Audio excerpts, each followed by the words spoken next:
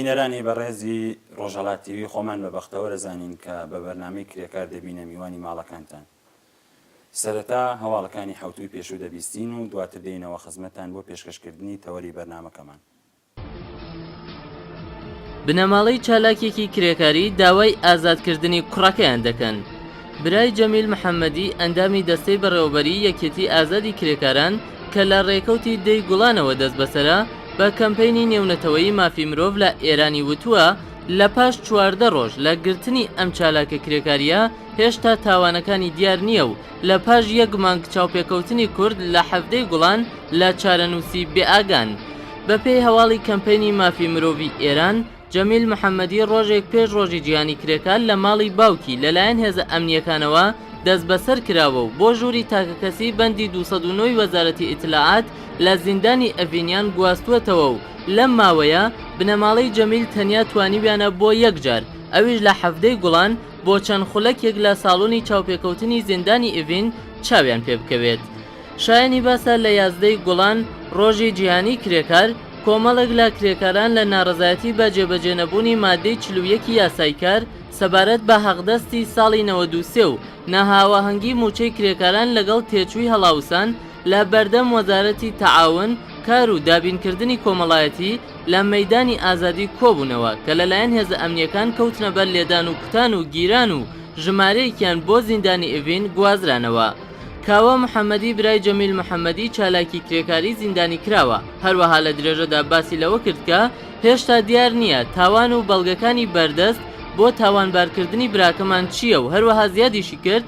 هەر ئەو شەوەی کە بەرپرسانی ئەمنی هاتنە ماڵمانەوە تا جەمیل بگرن لە پێش چاوی خوشک و براکەم سەبارەت بە ڕۆڵی ئەو لە ڕێکخستنی نووسراوەیەکی 40,000 کرێکاران هۆشداریان داوە و هەڕەشیان لە جەمیل کردووە بەهۆی ئەنجامدانی ئەو کارە. یەکێتی ئازادی کرێکارانی ئێران لە ڕێکەوتی چواردەی گوڵان لەو پەیوەندیەدا لە نامەیەک بۆ گای ڕایدەر بەڕێوەبەری گشتی ڕێکخراوی جیهانی کار خوازیاری یارمەتی ئەو بۆ ئازادی جەمیل محەممەدی و جعفەر عەزیمزادە بوون. لە بەشێک لەم نامەیە هاتووەکە ئێران یەکەمین وڵاتێک بوو کە هاتە نێو ڕێکخراوی جیهانی کارەوە، بەڵام نەتەنیا هیچ یەک لە بڕیارەکانی ئەم ڕێکخراوەیە بەڕێوە نابات، بەڵکو لەگەڵ تەواوی چالاکانی کرێکاری کە بچووکترین هەوڵیان بۆ ئەم مەبەستە ئەنجامدابێت بە توندی و توندوتیژانە هەڵسوکەوت دەکات. لە بەشێکی دیکەی ئەم نامەیە هاتووەکە دوو ئەندامی یەکێتیەکەی ئێمە لە زیندان بەسەر دەبن، تەنیا بەهۆی ئەوەی کە ویستویانە بە پەنابردنە بەر وەزارەتی کار بۆ دابینکردنی خواستەڕەوەکانی کرێکارانی ئێران هەنگاوی جدی هەڵبێننەوە و دەستگیر کراون و بەم بۆنەیەوە داوامان لە بەڕێوەبەری گشتی ڕێکخراوی جیهانی کار ئەوەیە لە زووترین کاتدا هەوڵ بدات بۆ ئازادی بێ ئەملاولای کرێکارانی بەندکراو.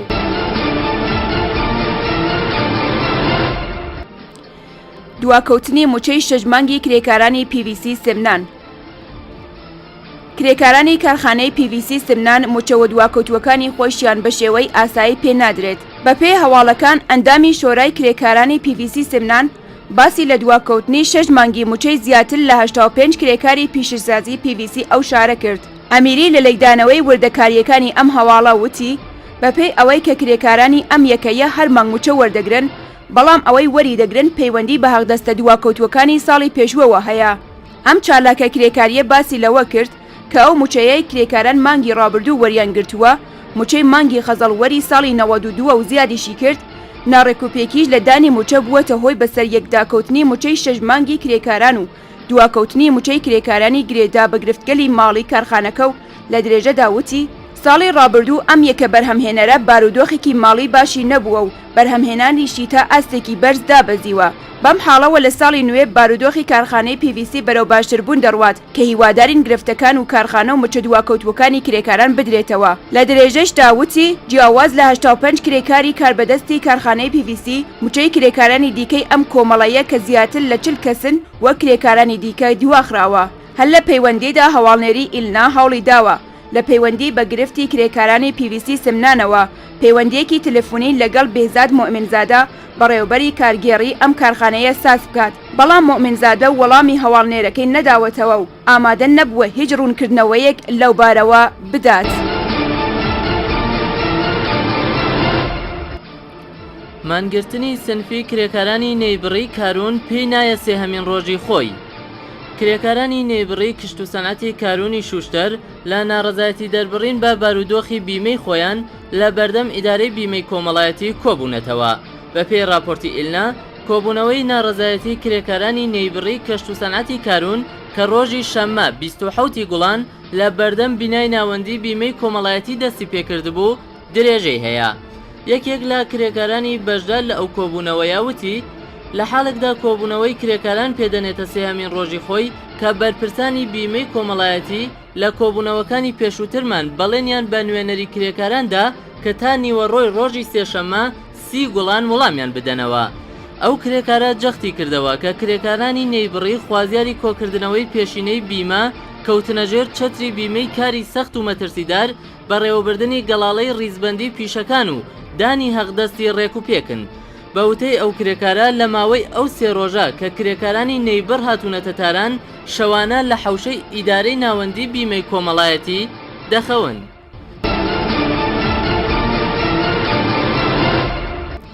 ڕێگری لە چاپێکەوتنی بنەماڵەی چالاکیێکی کرێکاری بەندکراو دەکرێت.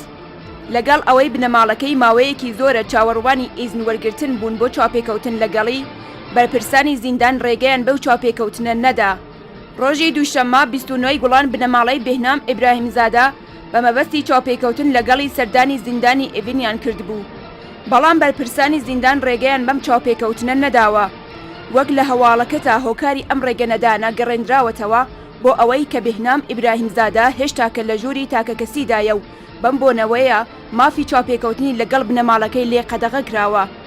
بێهنام ئیبراهیمزادە چالاکی کرێکاری لەلایەن دادگای ئینقلاب بە تاوانی هەوڵدان و سازکردنی کۆبوونەوەی ناڕەزایەتی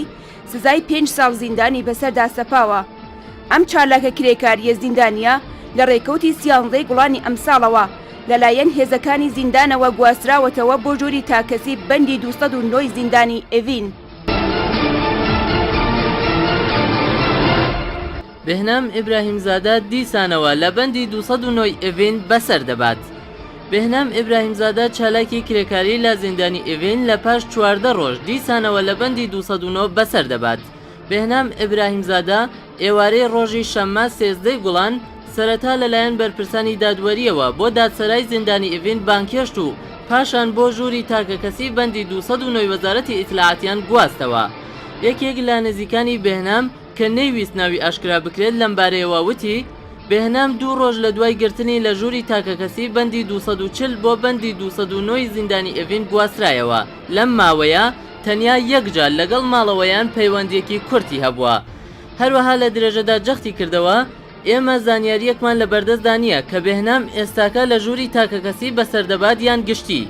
بێهنام ئیبراهیمزادە چالاکی کرێکاری کە لەلایەن دادگای ئینقلاب بە تاوانی کۆبوونەوە بە 5 ساڵ زیندان سزادراوە و لە حاڵی تێپەڕاندنی 4مین ساڵی زیندانی خۆیدایە. بێهنام ئیبراهیمزادە لە ڕێکەوتی 22 جۆزەردانی 89 لەلایەن هێزە ئەمنیەکانەوە گیراوە و لە دادگای ئینقلاب سەرەتا بە 20 ساڵ زیندان و پاشان ئەم حکومە لە دادگای پێداچوونەوە بۆ 5 ساڵ زیندان کەم کرایەوە. ڕووداوێکی دڵتەزێن لە حوتوی ڕابردوودا لە ڕۆژاوای وڵاتی تورکیا ڕوویدا کە هەموو جیهانی هەژان. ئەویش ڕووداوی تەقینەوەی کانەخەڵوزی سۆما بوو. بەپێی ئامارەکان تا ئێستا زیاتر لە 300 کرێکار لەم ڕووداوەدا گیانی خۆیان لەدەستداوە. تەوەری بەرنامەی ئەمڕۆمان تەرخان کردووە بەم بابەتەوە. وەشیکردنەوەی زیاتری بابەتەکە و هۆکارەکانی ڕوودانی میوانداری دوو بەڕێزمان کردووە. لە ئەستودیۆ کاک مەتین ڕۆژهەڵاتی چالاکی سیاسی و بەڕێز سۆهراب کەریمی خوێندکاری زانستە سیاسیەکان لە تورکیا. کاک مەتین بەخێر بێت. سپاس بۆ ئێوە و بینەرانی هێژان. کاک مەتین هۆکارەکانی ڕوودانی ئەم کارەساتە چییە؟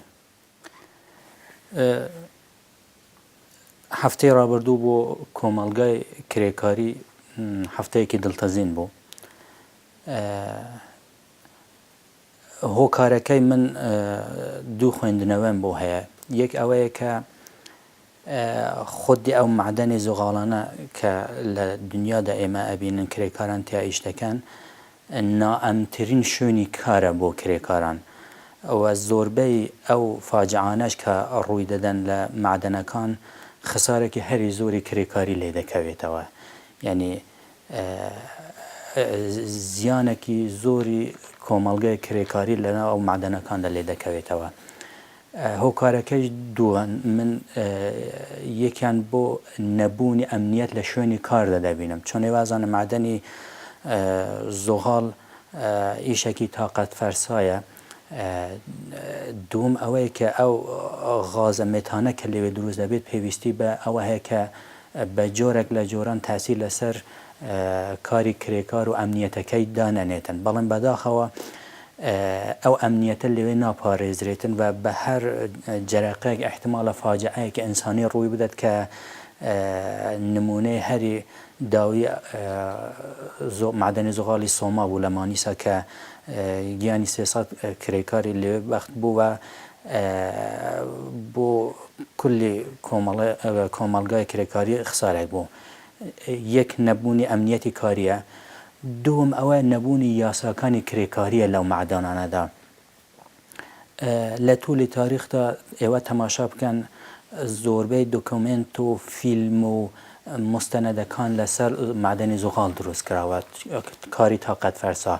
و لە هەمویان نەبوونی یاسای کار لەوێدا زۆر ڕۆشن و بەرچاوە بتایبەت لە تورکیادا ژوایە تورکیا ئێستا ڕاستە بەڕێک مۆدرناتیزمی تایە بەڵام لە باری یاساکانی کار هێشتا تەواو جیگر نەبووە لە یاساکانی کاردا کارگەر هەیە کارفەرما هەیە یعنی کرێکار و کارفەرما بەڵام لەو بینەدا ئەستثمارێکی کارگەری دیارەکەی ئەوەیە کە لە نێوان فاصلەی کارگەر و کارفەرما قسمێک سەرکارگەر هەن کە لە قانونی تورکیادا نەنووسراون و کارفەرما زیهنیەتی خۆی استثمار لە کارگەر بە ڕێگەی ئەو سەرکارگەرانەوە لەسەر کارگەران فەرز دەکات کاری زیاد لیان دەکێشێت یا ژێر 18 ساڵ استخدام دەکات یا ساعەت کاریەکان زیاد دەکات بۆ ئەوە کە بەرهەمێکی زیاتر لە وەختی ئەو کرێکارە بۆ خۆی بگرێت بە هەزی و دەرامەد و بەهرەبەرداری مادیەکەی لێ زیاتر بۆیە دوای ئەوە کە ئەو فاجعە ڕوویداوە مدیای تورکیا زووم کردە سەر ئەم بابەتە دیار بوو کە لەو معدەنەدا ئەلاڕەغمی کە ئەمنیەتی کاری نەبووە یەک دووەم ئەوە کە یاساکانی کار لەوێ پێشێل کراوە بە ڕێگەی ئەوە کە کارفەرما لە ڕێگەی سەرکارەکانەوە ویستیەتی استثمارێکی ئینسانی استثمارێکی کرێکاری لەو معدەنەدا بکات بە بۆ بەرهەمهێنانی زیاتر هەوڵ بۆ ئەمنیەتی کار نەدات بۆ هەزینەکان نەدات و یاساکان لەوێ پیادە نەکات من پێم وایە ناکرێت ناوەکی قەزا و قەدەر بۆ ئەم معدەنەدا بنرێت کە بەداخەوە شتێکەوە ڕوویدا ئەسنان وانە 100% ئەگەر لەوێ یاساکانی کار و ئەمنیەت لەوێدا تەواو بەڕێوە چۆبە ئەمکان نەبوو شتێکی ئەوە ڕووی بدات بەڵام بەداخەوە جا هێشتا ڕۆشنتر دەبێت هێشتا هەفتەیەکە لەسەر ئەم ڕووداوەدا چووە پێم وایە ئەگەر ئەم دۆسیایە لە دادگاکانە هەچی بەرەو پێشتر بچێتن دیارە ئەم معدەنە ئەبێتە سەرمەشقێک بۆ تەواو معدەنەکانی تری کە بتایبەت لە تورکیا ئێستا خەریکی ئەو کارن و لەوێ مافەکانی کرێکار لەوێ پێشێل دەکرێتەوە و بە گۆرەی ئەم ئامارە ئەو ئەخبارانەیە کە هەمانە هەیە یەواشەوەش کرێکاری معدەنەکان بە هۆی نەبوونی ئەو یاسانەوە بەرەو پرۆتەست و بایکۆتکردنی کار لە معدەنەکان دەچن کاگمەتین دواتر دێنەوە لای ژنار بۆ شیکردنەوەی زۆرتری بارودۆخی کرێکاران لە تورکیا ئێستا دەچینە لای بەڕێز سۆراب کەریمی خوێندکاری زانستە سیاسیەکان لە وڵاتی تورکیا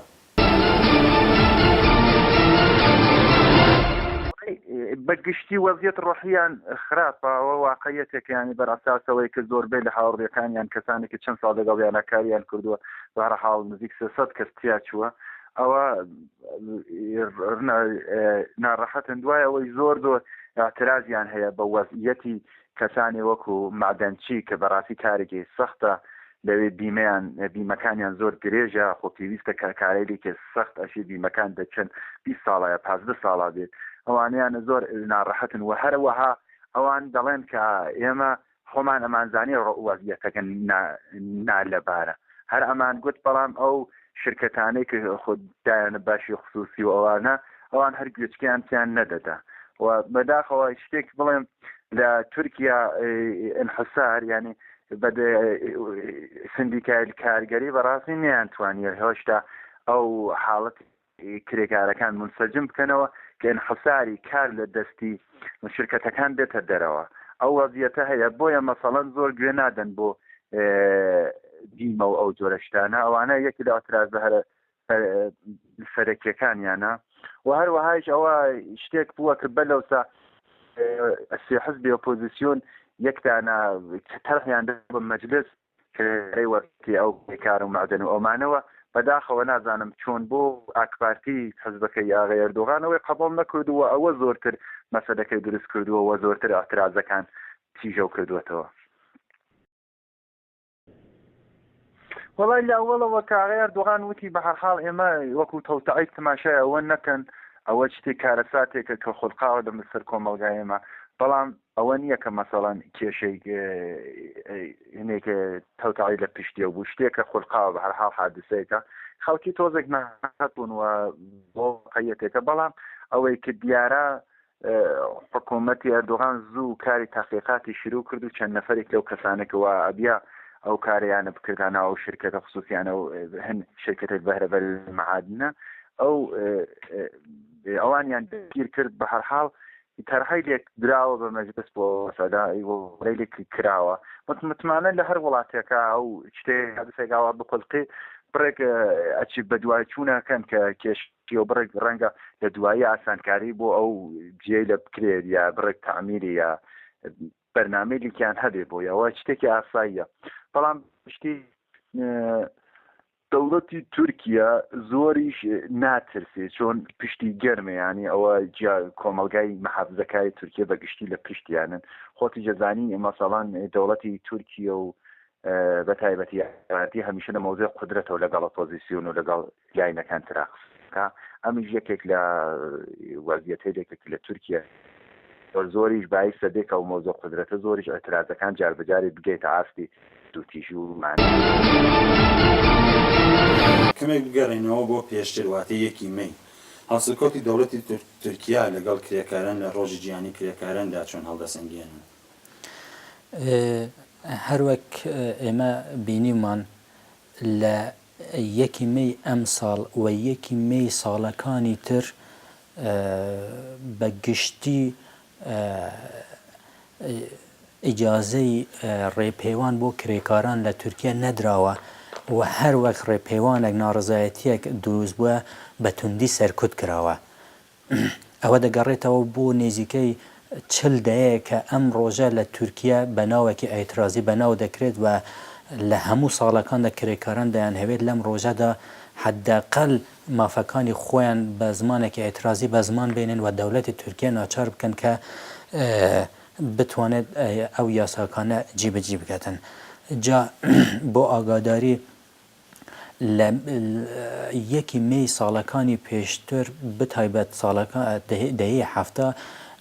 قەتلە عامەکان لە تورکیا ڕووداون دیمەنەکانی ئێستا لە مێدیای مەجازیدا هەیە کە چۆن لە یەکی مەی کرێکاران لە لایەنی دەوڵەتی تورکیا سەرکوت کراون و نێزیکەی حتا لە هەندێک مورددا هەیە 40-50 کوشتەیان داوە بۆیە یەکی مەی لە تورکیا هەمیشە ڕۆژێکی ئەمنیەتی بەناوکراوە لە تورکیادا و هەر زەمان کە کرێکاران ویستیانە بێنە بۆ خیابان ناڕزایەتی بکەن ڕوبەڕووی توندەتیژی بوونە بۆیە خودی دەسەڵاتی تورکیا لەگەڵ ڕۆژی یەکی مەی کێشەی هەیە کێشەکەیش ئەوەیە کە هێشتا ئەو پرۆسەی کە بە ناوی دەوڵەتی قانون بەناو دەکرێت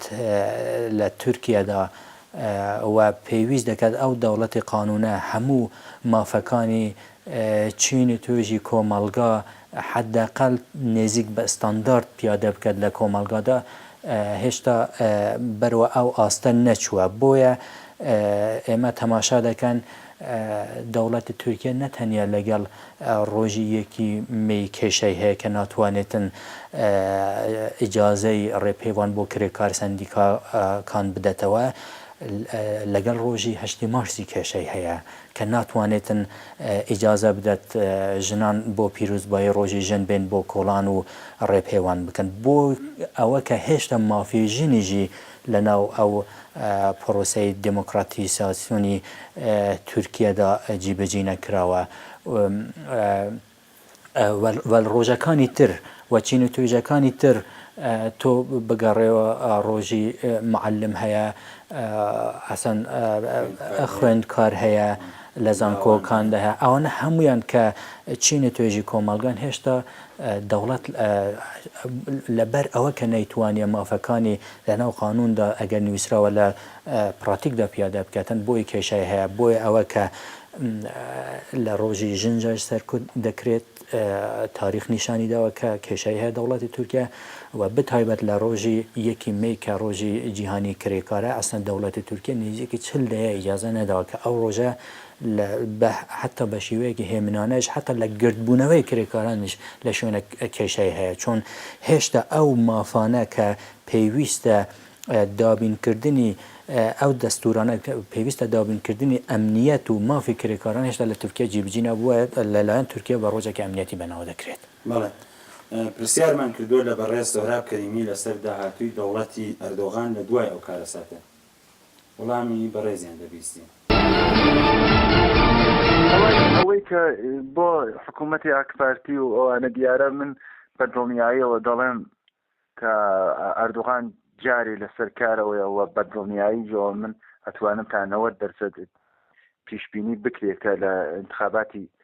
هەڵبژاردنەکانی سەر و کۆماریە دەنگ دێنی بۆ قودرەتێکی زۆرتر ئەگرێتە دەست چونکو تا ئێستا کەس و هیچ ئۆپۆزیسیۆنێک نەیتوانی وە مەسەلەن ببێت ئالتەرناتیوی کە قەوی یا لە بەرچاو خەڵکی وەها خۆی نیشان بدا کە ئەتوانێت ئەو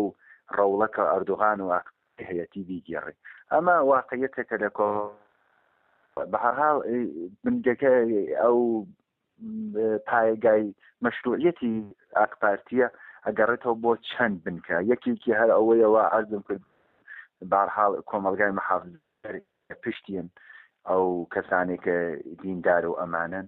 دویش بەڕاستی ئەوەیە کە ئاکپارتی توانی لە بواری اقتصادی و کانێکی زۆر باش بدا لە مەسەلەی اقتصادی تورکیا و یەکێ تریش کە زۆر مهم بوو ئەو توانی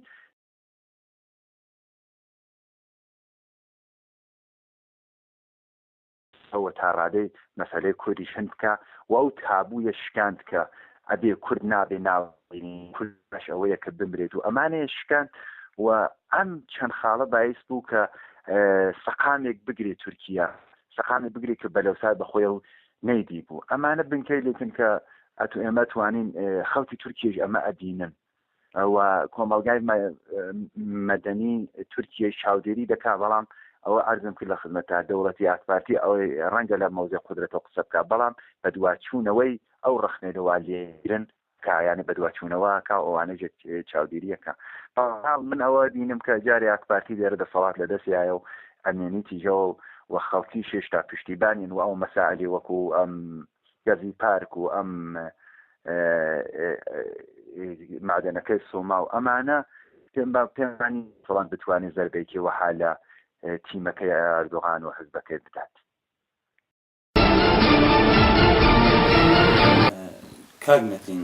بارودۆخی کۆمەلگای مەدەنی لە تورکیا بە گشتی و سەندیکا کرێکاریەکان بە تایبەتی چۆنە؟ بۆ ئەم پرسیارە پێویستە بە گران دەگلێدەم بۆ دوای ساڵەکانی کە کۆمەلگای مەدەنی یەواش یەواش لە دنیا خۆی دەرخست و لە وڵاتانی ئوروپا بتایبەت بوون بە سازی و دەستگا و ئەوە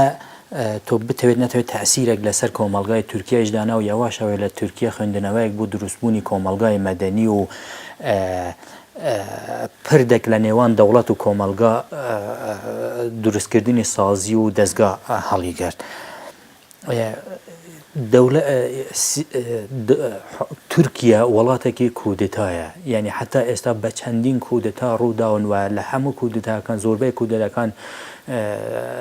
سەرۆک وەزیران یا ڕئیس جمهورەکان یا زیندانی کراون یا ئەیدام کراون. آخرین نمونەی کودتاکەش لە ساڵی 1981 بووە یعنی زۆری لەسەریدا نەچووە کە ئەو کودتا ڕوویدا تەسیرێکی یەکجار زۆر لەسەر لاگردن و سەرکوتکردنی کۆمەڵگای مەدەنی داناوە زۆربەی چالاکانی مەدەنی و کرێکاری و خوێندکاری لەو کودتادا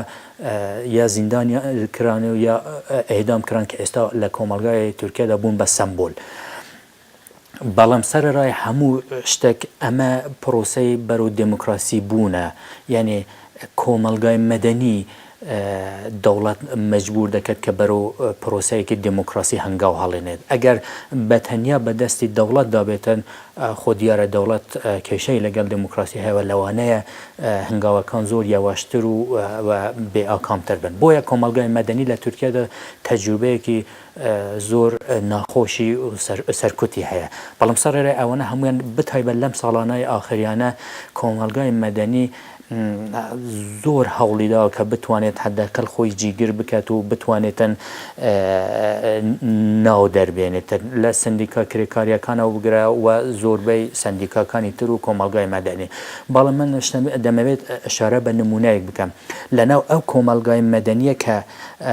ڕووداوە و خەریکە هەنگاو هەڵێنێت بەرەو دموکراسی نەخشی مدیای تورکی زۆر بارز و بەرجەستەیە. مدیا کە توانی بە دروستکردنی دەیان کەناڵی خصوصی و شخصی خۆی لە چەنگ و دیانی دەوڵەت بێنێتە دەرێ و بتوانێتن کێشەکانی کۆمەڵگا بەرجەستە بکات و پێشێلکردنی مافەکانی مرۆ لەلایەن دەوڵەتەوە بهێنێتە سەر شاشەی تەلەڤیزیۆن. ئەم هەنگاوە وای لێکرد کە ئیتر کۆمەڵگا ئاگاداری مافەکانی خۆی ببێتن شارەزا بێت ئاستی زانستی سیاسی و کۆمەڵگاییەکەی بەرەو ژوور بڕۆتەوە و هەم دەوڵەت بتوانێتن ئیتر ناچار بکات کە ئەم پێشێلکردنی مافە مرۆڤەکان هەنگاوێک بەرەو دووە هەڵگرێتەوە حداقل بزانێت کە زوومێک لەسەریە ئیتر ناتوانێت وەکو جاران پێشێل بکات مافەکانەوە. بۆیە هەر لە خودی ئەم فاجعەیە کە لە معدەنی سۆما ڕوویدا بە هاتنی چەندین هەیئەت لەلایەن دەوڵەتەوە و بە هاتنی ئەردوغانە ئەوانە ویستیان ڕەنگێکی قەزا و قەدەری پێ بدەن کە شتێکی ڕوویداوە بە هەر حاڵ ئێمە قەرەبووی برینارەکانەکەن و یا بنەماڵای ئەو کەسا کرێکارانە کە ژیانیان لە دەستەوە دەیکەن و هیوادارن جارێتی شتیوا ڕووی ناداتن. بەڵام مدیای تورکیا زۆمی کردە لەسەر ئەوە کە سرفەن ئەوە قەزا و قەدەر نییە. حتمما کەم و کورتیەک لەو شتەدا هەیە لەو معدەنەدا هەیە لەو ڕووداوەدا هەیە کە دەبێ ئەمە زوم بکرێتەوە کە دیارە بە پێداچوونەوەی مدیای سربخۆی تورکیا لەسەر ئەم موردە دیار بوو کە تەنیا بە قەزا و قەدەر ناو ناکرێت و پێشێلکردنی مافە مرۆڤەکان مافە کرێکارەکان نەبوونی ئەمنیەتەکان بوو سەبەب کە فاجعەیەکی وا ڕووی بدات و لە زۆربەی موردەکاندا. بۆیە کۆمەڵگای مەدەنی تورکیا ئێستا بەرەو ئاستێک دەچێت کە ئەتوانین بڵێن یەکێک لە مێکانیزمە کاریگەریەکانی دموکراسیکردنی کۆمەڵگا و دەوڵەتی تورکیەیە کە دیارە لەلایەن وڵاتانی ڕۆژئاوایی و ئەتحادی ئوروپاژی لەلایەن فکری و معنەوی و مادی و ساپۆرت دەکرێت کە بتوانێتن حداقل بستەرێکی دموکراتیک لە تورکیادا دروست بکات کە لە ئایندەدا کە پرۆژەی یا حتا بڵێن پرۆسەی چوونەوەی تورکیا بۆ ئەتحادی ئوروپا بە ڕێگەی دموکراسیکردنی ئەو کۆمەڵگا مەدەنیەوە ڕووی بداتن و ئێلا خودی دەوڵەتی تورکیا بە و دەسەڵاتەکەی بەو زیهنیەتەی کە هەیەتە هیچ کات ناتوانێتن هەموو کریتەرەکانی کۆپنهاگن یا نۆرمەکانی دموکراسی کە لە ئەتحادی ئوروپا هەیە لە تورکیا پیادە بکاتن. ئەساسی ترین مکانیزم ئەوەیە کە کۆمەڵگای مەدەنی لێوێ فعال و چالاک بێت. هۆکارەکانی بەڕێوەنەچوونی یاساکانی کار لە تورکیا لایەن حکوومەتەوە بە چی ئەبینن بە تایبەتەوەی کە تورکیا دەیەوێت بچێتە ناو یەکێتی ئوروپاوە ئەو یاسانە ئەو شتانەی کە ئێستا لە تورکیا بەڕێوەچێت لەگەڵ یاساکانی یەکێتی ئوروپا نایەتەوە. تورکیا وڵاتێکی پڕکێشەیە، یعنی ئێمە دەمێ وڵاتە کە تیا نەتەوەکانی ژیان دەکەن، وڵاتێک کە لەسەر شەپۆلی گۆڕانکاریەکانی ناوچەیی وە جیهانیدان، وڵاتێکە کە ئاینەکان تیا ژیانەکەن، مەزهەبەکان تیا ژیانەکەن. بۆیە لە وڵاتێکی ئاوا پڕکێشەدا پێویستە بەو ڕابردووەی خوێناویەی کە هەبووە لە قەتلعامی ئەرمەنیەکانەوە بگرە، لە سەرکوتکردن و ئاسیمیلاتکردنی کوردەکانەوە بگرە و لە کودتاکانی کە بگرە و هەتا ئێستا بەو بەگراندا بەو ڕابردووەی کە هەبووە و بە ئەمڕۆی کە ئێستا هەیەی تورکیا هێشتا وڵاتێکی پڕکێشەیە، هێشتا زۆربەی ئەو کێشانە کە لە تاریخەوە هەبوونە هەتا ئێستا چارەسەر نەکراون. بۆیە تۆ ئێوە تەماشا بکەن هێشتا پرسی کورد لەوێ هەڵواسراوە، یعنی دیار نییە بەرەو کام ئاقارەوە دەڕۆت ئەلاڕەغمی ئەو شەڕەخووناویە کە لێ ڕووداوە. هێشتا پرسی عەلەویەکان وەکو مەزهەبێکی جێواز لە مەزهەبی دەسەڵات هێشتا لەوێ چارەسەر نەکراوە. لەم انتخاباتەی شارەوانیەکانی کە ڕوویدا دیار بوو کە پرسی عەلەویەکان پرسێکی کە ئەتوانێت دوای پرسی کورد سەرئێشەیەکی زیاد بۆ دەسەڵات دروست بکاتن. دوای ئەوە وڵاتێکە کە سنی مەزهەبە لەگەڵ دنیای شیعە هێشتا کێشەی هەیە، یعنی خۆی لە بلوکێکی داناوە کە سەرکێشی بلوکی سنە دەکات و لە خاوەرمیانەیەکدا خەریکە سیاسەتەکانی خۆی بەڕێوە دەگرێت کە قوتبێکی محکەم لە بەرامبەری وێستا و بەناوی قوتبێکی شیعە. لەلایەنی ترەوە دەیەوێت هەم خۆی لە مەشرق زەمین لە خاوەرمیانە جیگر بکات و هەم داواکاری هەیە بڕۆتە بۆ ڕۆژئاوا و وڵاتانی ئەتحادی ئوروپا. یعنی منزوم ئەوەیە لە وڵاتێکی ئاوا پڕکێشەدا زەمان پێویستە هەتا ئەم کێشانە چارەسەر بکرێن و مافەکانی مرۆڤ ئیتر لە قشر و توێژی جیا لەوێ تەوا ئەستاندارد بکرێتن. دەوڵەتی ئەردۆغان کە لە هاتە سەرکار نێزیکی لە ساڵی 2003ەوە تقریبان هەتا ئێستا لەسەر دەسەڵاتە زۆر هەوڵی داوە ئەم کێشانە چارەسەر بکرێتن، بەڵام بەداخەوە هێشتا پرۆژەکە نیوە کارەیە. بۆیە کە تۆ لەگەڵ تاریخێک ڕوبەڕووی کە ئەو چارەسەریەکانی کە ئێستا تۆ پێشنیار دەکەی بۆ مێژووی تورکیا هێشتا حەزم ناکرێت، بتایبەت مەسەلەی کورد مەسەلەن نێژیکی 80 ساڵ تۆ ئەسەن ئێتراف بە هەبوونی کوردت نەکردە، بەڵام لە ئەم 10 ساڵە پرۆسەیەکی ئاشتی ویستێتە دەست پێ بکەیت کە هێشتا چارەسەریەکەی تەندە زەحمەتە لەلایەن کوردەکە کە داوای مافەکانی خۆی دەکات، ئەوەندە لە لای کۆمەڵگای تورک بتایبەت تورکەوە زەحمەتە کە بۆی حەزم بکرێت کە نەتەوەیەکی تر خەریکە لە وڵاتەکە شکل دەگرێت و بە مافەکانی خۆی دەگەێت. بۆیە منزورم ئەوەیە بۆ تورکیا ئەم پرۆسەی دموکراسی بوون یا کرانەوەی دموکراسی زەمانێکی دەیهەوێت کە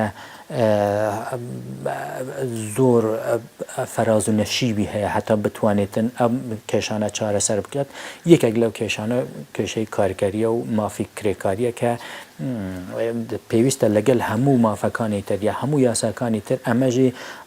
ڕەنگ بووی ستانداردی بۆ خۆی بگرێتەوە، بەڵام ئەوەش لەناو ئەو کێشانەدا ون بووە، ینی خەریکە ئەوژی ئەبێتە کێشەیەکی گشتی. ینی منزورم ئەوەیە ئەگەر تورکیا بهێوێتن بەرەو کرانەوەیەک بەرەو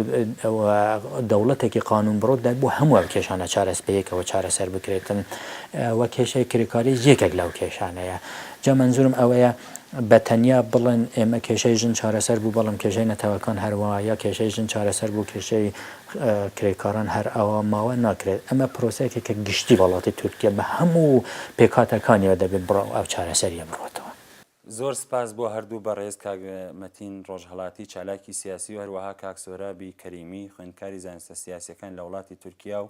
بۆ ئێوەش بینەرانی بەڕێز کە تام کاتە لەگەڵمان بوون. تا بە یەکگەشتنەوەیەکی تر هەر شاد و سەرکەوتوو بن.